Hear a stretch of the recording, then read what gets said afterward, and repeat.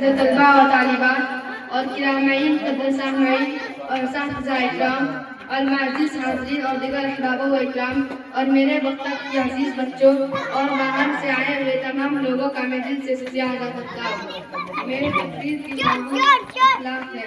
الحمدللہ رب العالمین نحمدہ ونصلی علی رسول الکریم اما بعد اعوذ باللہ من الشیطان الرجیم بسم اللہ الرحمن الرحیم انکا لعلی خلق عظیم۔ محترم بزرگوں اور بھائیوں، السلام علیکم ورحمۃ اللہ وبرکاتہ۔ یہ مت سمجھنا بہتر سمجھ رہے ہو تم، یہ مت سمجھنا بہتر سمجھ رہے ہو تم، وہ ایک میرا ہے پتھر سمجھ رہے ہو تم۔ تمہارا حشر خطرناک ہونے والا ہے، تمہارا حشر خطرناک ہونے والا ہے اگر امام کو نوکر سمجھ لو۔ ابھی میں نے آپ کے سامنے کلام پاک کی تلاوت کی ہے جس میں اللہ عز و جل نے حضور کریم صلی اللہ علیہ وسلم کے ایک قصص کا بیان کیا کہ اے محبوب صلی اللہ علیہ وسلم، ہم نے آپ کو بلند اخلاص کا پیکر بنا کر بھیجا۔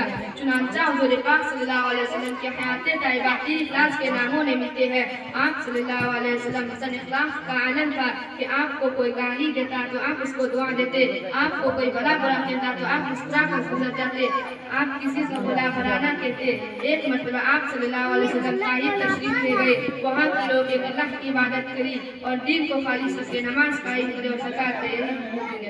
انسان اس دنیا میں آہو میں بھیجا گیا، وہ ظالم تھا تو جاہل بھی تھا، وہ جاہل تھا تو عالم بھی تھا۔ انسان اس دنیا کے آہو میں بھیجا گیا۔ جب واپس ہونے لگے تو ایک شریف بدماش بچوں کو پیچھے لگا دیا اور انہوں نے اتنی پتھر لگا کہ کنویں رس اور ہر خون سے چاری ہوئے اور جوتے مبارک خون سے تر ہوئے۔ آپ صلی اللہ علیہ وسلم نے ڈال ہو کر ایک باغ میں بیٹھے اور اللہ کے رحمت کو جوش آیا۔ ایک فرشتہ آپ صلی اللہ علیہ وسلم کی خدمت میں حاضر ہوا اور کہا کہ آپ اگر حق میں تھے تو دونوں جانب کو پہاڑوں سے ملا دے اور یہ بستی والے اسی میں پھنس جائیں۔ مگر قربان جائے آقا صلی اللہ علیہ وسلم اعلیٰ اخلاص کے تھے، یہ آپ نے فرمایا کہ یہ مجھے پہچانتے نہیں ورنہ ایسا نہ کرتے۔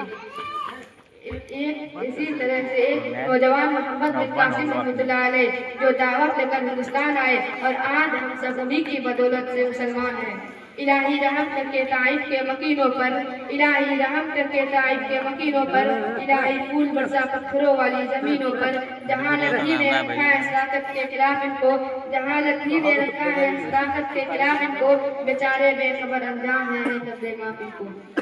اسی طرح ایک بڑھیا کا واقعہ ہے کہ آپ صلی اللہ علیہ وسلم پر روزانہ کوڑا پھینک دیتے تو آپ صلی اللہ علیہ وسلم کچھ نہ بولتے، مسکرا کر گزر جاتے۔ ایک دن وہ ایسا بیمار پڑا کہ آپ صلی اللہ علیہ وسلم اس کے بارے میں دریافت کیا اور کہا کہ آپ اگر حکم میں تھے تو دونوں جانب کو ملا دے۔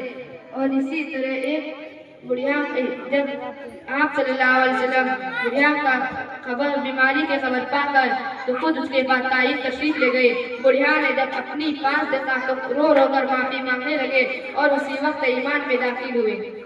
اسی طرح ایک جانی دشمن اسلام کا غلط خبر پھیلا رکھا ہے کہ اسلام تلوار زور سے پھیلا، مگر حقیقت یہ ہے اسلام حسن اخلاق سے پھیلا ہے۔ ایک حدیث میں آقا صلی اللہ علیہ وسلم نے فرمایا اس کا مفہوم یہ ہے کہ مفلس وہ نہیں جس کے پاس روپے پیسہ مان دولت ہو، بلکہ مفلس وہ ہے جو بہت سارے نماز روزہ زکات اور تسبیح تلاوت کا خیرات لے کر حاضر ہو۔ ایک مرتبہ آپ صلی اللہ علیہ وسلم جب واپس ہونے لگا، آپ کسی کو گالی دیے ہوں گے، آپ کسی کو برا بھلا کہے ہوں گے، آپ کسی کا حق دبائے ہوں گے۔ جو کسی کا حق دباتا ہے اس کے بدلے میں سارے نیکیاں دے دی جاتی ہے، یہاں تک کہ سارے عمل ختم ہو جائیں گے۔ اللہ رب العزت سے دعا ہے کہ اب تک ہم نے جو بھی غلطیاں کی ہیں سب کو معاف کرے اور معافی مانگنے کے لیے توفیق عطا فرمائے اور آئندہ سے ہم یہ بد سلوک نہ کریں گے۔ اب زمین کا بدن نہ چھوڑیں گے، اب زمین کا بدن نہ چھوڑیں گے، یعنی ہرگز کفن نہ چھوڑیں گے۔ اپنی ایمان ہے یہی ماجد، اپنی ایمان ہے یہی ماجد، مکے بھی اپنا وطن ہندوستان نہ چھوڑیں گے۔ السلام علیکم ورحمۃ اللہ وبرکاتہ۔